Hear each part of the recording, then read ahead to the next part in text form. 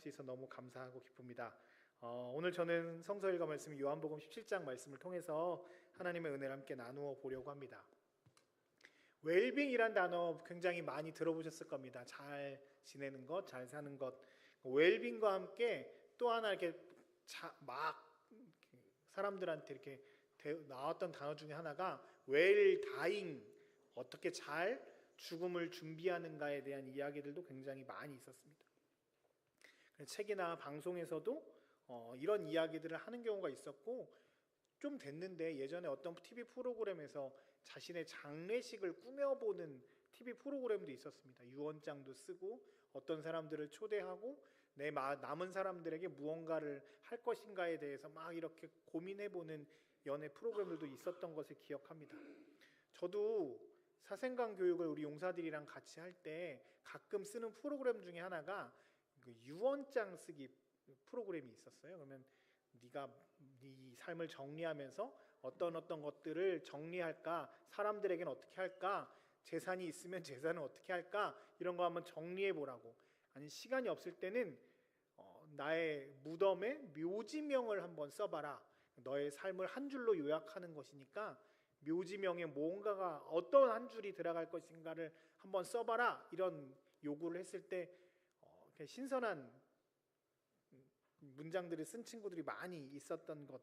근데 그냥 재미가 없을 것 같은데 굉장히 진지하게 임하는 우리 용사들을 보면서 죽음에 대해서 생각해 보는 것이 중요하겠다라고 하는 생각을 해보았습니다. 제가 왜 처음부터 죽는 얘기 하냐면, 오늘 본문의 말씀 요한복음 17장의 배경이 이 죽음에 관련된 이야기이기 때문입니다. 그 요한복음 13장부터 17장까지의 내용을 보면 한 개 보여줄래요? 그게 바로 예수님의 고별사라고 이야기를 합니다. 요한복음 13장부터 17장까지 예수님이 이제 십자가에 달리시기 전에 자신의 제자들에게 이런 이야기를 쭉 해야겠다라고 하면서 13장부터 17장까지 쭉 정리가 되어 있는데, 13장에서는 실제로 발을 씻겨주시는 행위를 하면서 사랑의 계명을 주셨고요, 14장에서는 당신 스스로 내가 길과 진리와 생명이다 라고 선포하시면서 보혜사 성령 하나님을 약속하시는 장면이 나옵니다. 15장은 우리가 지난주 계속 했던 것처럼 어려운 상황 가운데 있어서 하나님께 이렇게 붙어 있을 것을 포도나무 비유를 들어서 설명을 하셨고, 16장에서는 슬픔과 기쁨이 기쁨으로 변화되며 내가 세상을 이기었다라고 선포하시는 장면이 있습니다. 그런 다음에 이제 오늘 우리가 읽는 본문 17장이 배경입니다. 이 예수님이 제자들에게 돌아가시기 직전에 마지막으로 하셨던 고별사의 마지막 엔딩 부분이 뭘로 되어 있냐면 예수님의 기도로 되어 있습니다.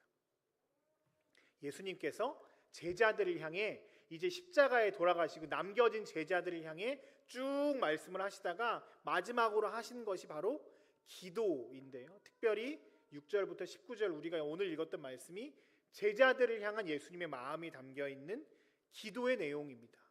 오늘 예수님께서 제자들을 향해서 마지막에 당신이 이제 십자가에 달려 돌아가시는 것들을 아시는 상황 가운데서 제자들, 남겨져 있는 그 제자들을 향해 하신 기도의 내용들을 보면서 우리가 함께 우리의 기도를 살펴보고 예수님이 원하시는 삶이 어떤 것인지를 함께 살펴보려고 합니다.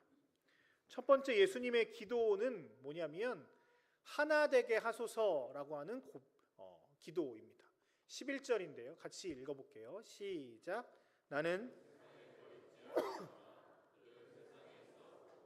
아버지께로 가옵나니 거룩하신 아버지여, 내게 주신 아버지의 이름으로 그들을 보전하사 우리와 같이 그들도. 아멘. 주님의 첫 번째 기도, 제자들을 향한 첫 번째 기도는 바로 하나 되게 하소서라고 하는 기도입니다. 이 하나 되게 하소서라고 하는 기도가 오늘 11절뿐만 아니라 21절, 22절에도 나오는 것을 보면 예수님이 굉장히 강조하신 것 같습니다. 남겨진 제자들에게, 이제 예수님을 따랐던 그 제자들이 예수님이 사라지고 난 후에 남겨져 있는 상황 가운데서 이들이 어떤 마음을 가져야 할까라고 하셨을 때 주님, 이들이 하나 되게 하여 주옵소서라고 기도합니다. 하나 된다는 것, 예수님이 우리가 지난주 수요일 날 요한일서 4장 5장을 통해서 4장을 통해서 예수님께서 하나님의 아들이심을 믿는 것이 중요하다라고 말했잖아요. 네, 죄송합니다. 예수님이 하나님의 아들이심을 믿는 게 중요하다고 제가 여기서 침 튀기면서 이야기했거든요. 네. 예수님이 하나님의 아들이신 것. 예수님이 하나님의 아들이라는 얘기는 다시 한번 얘기하면 예수님이 하나님이시라는 고백이잖아요. 예수님이 하나님이시라는 것. 예수님은 자신의 스스로의 정체성을 이야기하실 때 당신이 하나님의 아들이시자 하나님이라고 우리는 믿음으로 고백하고 있는 겁니다. 예수님은 하나님과 하나 되셨습니다. 이 땅에서 살면서 육신의 몸을 입고 이 땅에 오셨지만 하나님이 원하시는 것, 하나님의 뜻을 이루기 위해서 이 땅 가운데서 최선을 다해서 하나님의 마음으로 사역을 하셨습니다. 죽기까지 순종하심으로 하나님의 뜻을 이루어내셨습니다. 예수님이 제자들을 향해, 이 남겨진 제자들을 향해 기도하는 첫 번째 기도 제목이자 굉장히 중요한 기도 제목은 예수께서 하나님과 하나 되셨듯이 이제 제자들도 하나님과 하나 되기를 원하셨습니다. 포도나무 비유를 다시 들 수 있을 것 같습니다. 포도나무라고 우리가 하면 포도나무 줄기, 가지, 잎 이걸 따로 이야기하지 않습니다. 가지가 줄기에 붙어 있으면 그냥 그걸 얘는 포도나무 가지야라고 이야기하기도 하지만 그냥 통틀어서 뭐라고 얘기하냐면 포도나무라고 이야기합니다. 그렇죠? 가지가 줄기에 붙어 있으면 그걸 그냥 우리는 포도나무라고 이야기합니다. 하나님께, 주님께 가지가 붙어 있으면 그저 그걸 하나로 친다는 이야기죠. 이게 떨어졌을 때, 가지가 줄기에서 떨어졌을 때 제 가지 쓸모없는 것이라고 이야기하지만 그게 붙어 있으면 하나가 된다 표현이죠. 교회는, 성도는, 주님의 제자는, 주님을 따라가는 사람들은 가장 중요한 것이 뭐냐면 하나님과 하나 되는 것입니다. 포도나무 가지에 포도나무 줄기에 붙어 있는 것처럼 하나님의 뜻을 이루기 위해, 하나님과 하나 되기 위해 최선을 다하는 것이 성도된, 제자된 사람들의 모습이어야 한다는 것이죠. 교회는 하나님의 뜻을 이루는 공동체, 하나님의 마음을 가지고 사역하는 공동체가 되어야 한다는 것입니다. 주님을 따라가는 제자들은 가장 중요한 것이 하나님의 마음을 알고 하나님과 하나 되려 하는 것, 포도나무 줄기에 붙어 있는 것, 이것이 가장 중요하다고 말씀하십니다. 그리고 또한 이 하나하나 서로 좀 다르지만 우리 공동체가 또한 하나 되는 것 또한 굉장히 중요한 일입니다. 하나님과 우리가 하나 되듯 우리에게 맡기신 사람들과 하나 되려고 애쓰는 것이 또한 공동체의 몫인 거죠. 오늘 주님은 그것을 위해서 기도하셨습니다. 제자들이 하나님과 하나 되고 우리 모여있는 신앙 공동체가 하나 되어 하나님을 닮아가려고 하는 것, 하나님의 뜻대로 살아가려고 하는 것이 우리의 모습이어야 한다는 것이죠. 그러기 위해서 우리에게 필요한 것이 무엇이냐면 바로 사랑입니다. 하나님을 사랑하는 것, 그리고 하나님이 맡기신 사람들을 사랑하는 것, 그것이 하나님을 따라가는 사람들의 모습이어야 합니다. 저희가 계속 지난주부터 부활절 7번째, 6번째, 5번째 주일을 맞으면서 설교의 주제가 동일했던 것 혹시 기억하십니까? 계속 제가 사랑에 대해서 이야기합니다. 이 부활의 핵심은 다른 능력이 아니라 사랑이기 때문입니다. 주님이 우리를 위해서 죽으셨고 부활하신 것의 그 핵심은 사랑하시기 때문에, 사랑하시기 위해서 이 땅에 오셨고 부활하셨고 우리를 사랑하심이 핵심입니다. 그리고 오늘 마지막으로 주님께서 기도하시는 것, 주님과 하나 되는 것의 또한 핵심 또한 사랑입니다. 교회 공동체에 수많은 사람들이 함께 모여 있습니다. 나와 좀 다른 사람들입니다. 그 사람들을 용납하고 받아들이고 함께 하기 위해서 가장 필요한 것이 무엇일까요? 사랑입니다. 이 사람 나랑 좀 달라서 조금 불편할 수도 있습니다. 이 사람을 용납하는 거 쉽지 않을 수 있습니다. 내 상식으로 이해되지 않는 일들이 그들에게 나타났을 때 왜 저렇게 하지라고 하며 답답할 수도 있습니다. 그런데 나를 사랑하셔서 나 같은 죄인도 구원하신 하나님의 은혜를, 사랑을 힘입어 우리도 사랑할 수 있습니다. 교회 공동체에 있다 보면 이 교회 공동체에서 사랑한다는 것 잘 알고 있지만 우리는 자꾸 서로의 다름을 인정하고 서로가 저 사람은 너무 나랑 달라라고 이야기하면서 자꾸 분열하고 자꾸 나누어지는 것을 볼 수 있습니다. 또한 교회 공동체가 자꾸 계급화되어서 우열과 여러 가지 잘남과 뛰어남만 이야기하다 보니까 은사대로 움직이는 것이 아니라 자꾸 서열과 우열로 많이 나누어지는 때가 많이 있는 것 같습니다. 내가 목사인데, 내가 장로인데, 내가 안수 집사인데 라고 하며 나의 잘남을 이야기할 때도 많이 있고, 저 사람보다 내가 좋다, 낫다라는 것만을 강조할 때도 참 많이 있습니다. 발이 손한테 너는 왜 못 걷냐, 코가 눈한테 너는 왜 냄새 못 맡냐, 이게 말이 되지 않잖아요. 하나님께서 그 각 은사대로 선하게 만들어주신 것들을 인정하며 각자의 자리에서 최선을 다하는 것을 인정하며 사랑하며 나아두는 것, 사랑함 것, 그것이 교회 공동체의 모습이어야 할 것입니다. 예수님의 기도처럼 초대교회 공동체는 서로가 서로를 인정하고 함께 나누면서 하나가 되어 하나님이 원하시는 것들을 이루어 나아가며 주님과 하나 되기 위해 애썼던 공동체였습니다. 우리 국방대학 교회도 이런 공동체가 되었으면 좋겠습니다. 저 아래 유치부 아이들부터 우리 작년의 일까지 우리 일반 성도들, 목사, 장로 할 것 없이 모든 직분을 갖고 있는 모든 사람들이 하나 되고 서로 사랑하며, 가장 중요한 것은 내 안에 내가 주인이 된 것이 아니라 하나님이 원하시는 대로 살아가는 것이 성도들의 모습입니다라고 고백하며 함께 하나 되어 서로 사랑하는 공동체가 되는 은혜가 우리 가운데 있기를 주의 이름으로 축복합니다. 예수님의 마지막 기도가 하나 되는 것이기 때문입니다. 두 번째 주님의 기도는 이것입니다. 바로 15절에 나와 있는데요, 악에 빠지지 않게 우리를 위해서 기도하셨습니다. 15절 같이 읽겠습니다. 시작.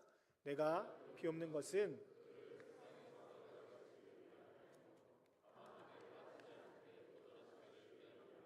아멘. 주님은 세상과 다르고 세상을 이기었다라고 선포하시면서 남겨진 제자들을 향해 이렇게 기도하셨습니다.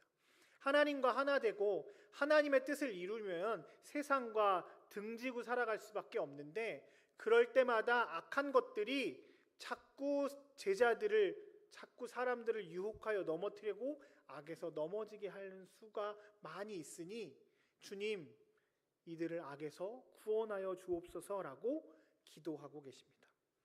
여기서 악한 것이라고 하는 것이 어떤 사람, 사건만을 의미하는 것이 아니라 악한 세력 자체, 사탄 마귀를 의미한다고도 합니다. 주님은 사람들이 악에게 넘어져서 자꾸 죄악으로, 세상 유혹에 넘어져서 자꾸 하나님께로 멀어지는 그 모든 것들을 경계하시면서, 하나님 제발 저들이 악에 빠지지 않도록, 악에 넘어지지 않도록 도와주옵소서라고 하며 그들을 위해 기도하셨습니다. 그리스도 안에서 경건하게 살고자 하는 자들은 박해를 받을 것입니다. 그것은 초대교회 성도들이나 지금이나 마찬가지입니다. 세상의 가치관과 교회 그리스도의 가치관이 다르기 때문입니다. 경건하다는 것은 그저 나 경건해, 거룩해, 성경책 들고 다니는 것이 아니라 예수 그리스도를 주로 고백하며 예수님이 기뻐하시는 대로 살아가는 것이 바로 경건함입니다. 경건하게 살고자 하는 사람들은 세상의 가치관과 다르기 때문에 자꾸 상처 입고 마음이 상하기도 하고 넘어지고 쓰러질 때도 많이 있을 겁니다. 세상은 내가 잘났다고 내가 삶의 주인이 되어서 네가 원하는 대로 살아, 너에게 유익이 되는 대로 살아라고 이야기하지만, 경건하게 살고자 하는 사람은 내가 원하는 대로 살지 않고 그리스도께서 기뻐하시는 대로 살아가는 사람들이기 때문에 계속 부딪힐 수밖에 없습니다. 상처 입을 수밖에 없습니다. 그리고 가끔 요즘 젊은 사람들 표현으로 현타가 오기도 합니다. 내가 이거 해서 뭐해? 쟤는 저렇게 사는데, 이렇게 살면 나에게 조금 좋은 게 있어야 되는데 왜 맨날 나는 고난만 받아? 라고 하면서 좌절하고 낭망할 수도 있습니다. 그래서 자꾸 악에서 넘어지고 유혹에서 넘어지고 쓰러질 때도 있는 것이죠. 세상은 만만치 않습니다. 우리의 아킬레스건들을 계속 공격해서 우리가 계속 넘어지고 죄악 가운데 뒹굴도록 우리를 계속 유혹합니다. 그것이 악한 것으로만 유혹하는 것이 아니라 가장 좋은 것으로도 우리를 유혹하고 넘어뜨릴 때가 너무 많이 있습니다. 우리 주님께서 우리를 위해 지금 간구하고 계십니다. 주님, 우리 성도들이 악한 것에서 넘어지지 않게 하여 주옵소서. 여러분들이 주님 안에서 굳건히 사는 은혜가 있기를 주의 이름으로 축복합니다. 저도 여러분들을 위해서 계속 기도합니다. 악한 것에서 넘어지지 않고 유혹과 시험 가운데 넘어지지 않고 주님 가운데 온전히 서시길 주의 이름으로 축복합니다. 우리의 능력으로 되지 않습니다. 우리는 늘 넘어지고 쓰러집니다. 내가 힘과 능력으로 내가 잘할 수 있어 라고 하지만 우리는 넘어지지 않습니다. 저는 제 아침마다의 모습을 보면서 참 연약함을 많이 느낍니다. 제가 세보니까 목사 된 지 이제 17년 됐더라고요. 17년 됐으면 새벽 기도를 17년 동안 한 거 아닙니까? 그렇죠? 아침부터 열심히 새벽 기도해서 5시 17년 정도 했으면 아침에 일어나는 게 좀 쉬워야 되는 거 아닙니까? 네, 아침마다 늘 허벅지 때리면서 일어납니다. 왜 17년 정도 했으면 좀 몸에 익어야 되는데 이거 17년 동안 하는 거랑 상관없이 한 이틀 3일만 어디 휴가 갔다 온다고 새벽 기도 안 하면 그 다음날 일어나는데 네. 여기까지 해야 제 목사로서의 체면이 유지될 것 같아서 저의 연약함을 느낍니다. 저희는 저희의 힘으로 악한 것과 싸워 능히 이길 수 없습니다. 주님 그러는 걸 잘 아시기에 우리를 위해서 기도해 주십니다. 함께 하십니다. 그리고 우리 서로를 중보하며 기도해야 합니다. 우리는 연약한 존재라는 사실을 인정하고 하나님 도와주십시오. 악한 것에서 이겨나갈 수 있도록 함께 해주십시오. 기도해야 합니다. 여러분들을 위해서 기도합니다. 여러분들이 악한 것에서 넘어지지 않고 오직 온전하게 주님 뜻대로 서는 은혜가 여러분들에게 있기를 주의 이름으로 축복합니다. 세 번째 마지막 주님의 기도는요, 17절에 나와 있는데요, 진리로 거룩하게 하여 주옵소서 기도하고 계십니다. 17절 마지막으로 읽겠습니다. 시작. 그들을 진리로 거룩하게 하옵소서. 아버지의 말씀은 진리입니다. 아멘. 악에서 그저 넘어지지 않는 것을 넘어서서 주님께서는 우리가 거룩하게 되기를 원하고 계십니다. 그 거룩함의 핵심은 하나님의 말씀대로 살아가는 것이라고 말하고 있습니다. 우리가 거룩이라고 하는 단어를 자꾸 오해할 때가 있습니다. 거룩하다는 얘기가 우리가 바리새인들처럼 가운 입고 다니고 뭐 펄럭펄럭 하고 다니면 나는 기도해, 나는 헌금해, 나는 예배 잘 드려, 이것만이 외적인 거룩의 모습은 아닙니다. 물론 필요합니다. 외적인 거룩함의 모습이 여러분들에게 있어야 합니다. 제가 목사답지 않은 모습들을 보이면 여러분들이 상처 입지 않으시겠습니까? 거룩한 외적인 모습을 보이는 거 굉장히 중요한 일인데 그거보다 더 중요한 것이 있습니다. 이 거룩이라고 하는 단어가 외적으로 바리새인들처럼 이렇게 거룩한 모습만 보이는 것으로 끝나는 것은 아닙니다. 주님 그 사람들 계속 뭐라고 하셨잖아요. 바리새인들한테 너희는 독사의 자식들아라고 이야기하면서 그들의 외적 거룩함을 비판하셨습니다. 왜 그러냐면 그들의 삶의 중심에 진리이신 하나님의 말씀대로 살지 않았기 때문입니다. 하나님의 말씀이 많은 말씀이 있지만 줄여서 한 단어로 설명해보자라고 한다면 그것이 무엇이겠습니까? 하나님을 사랑하는 것, 이웃을 사랑하는 것 아니겠습니까? 하나님의 말씀 진리대로 살아간다는 이야기는 결국 하나님을 사랑하기 위해 애쓰는 것, 그리고 내게 맡기신 사람들을 위해 애쓰며 사랑하는 것을 의미합니다. 굉장히 단순하게 이야기하자면 거룩함은 결국 사랑하는 것입니다. 주님이 거룩함을 나타내시면서 우리를 사랑하셔서 죽기까지 사랑하셨습니다. 그리고 너의 십자가를 짊어지고 너도 나를 따르라라고 말씀하시면 우리의 외적인 거룩함을 나타냄과 동시에 우리의 속 사람이 하나님을 닮아 사랑하며 살아가야 할 것입니다. 거룩의 겉껍데기만 거룩하다 이야기하며 속은 썩어 문드러지고 사람들을 정죄하고 하나님을 사랑하지 않는 모습들을 보이는 것이 아니라 우리의 속 사람도 하나님을 사랑하는 것, 하나님이 내 삶의 주인이라고 고백하며 주님 뜻대로 살아감과 동시에 하나님이 피로 값주고 사신 사람들을 더 깊이 사랑하는 것, 그것이 거룩이라고 말씀하십니다. 그래서 마지막으로 우리를 위해서 주님 기도하십니다. 주님, 진리로 이 사람들이 거룩하게 하여 주시길 원합니다.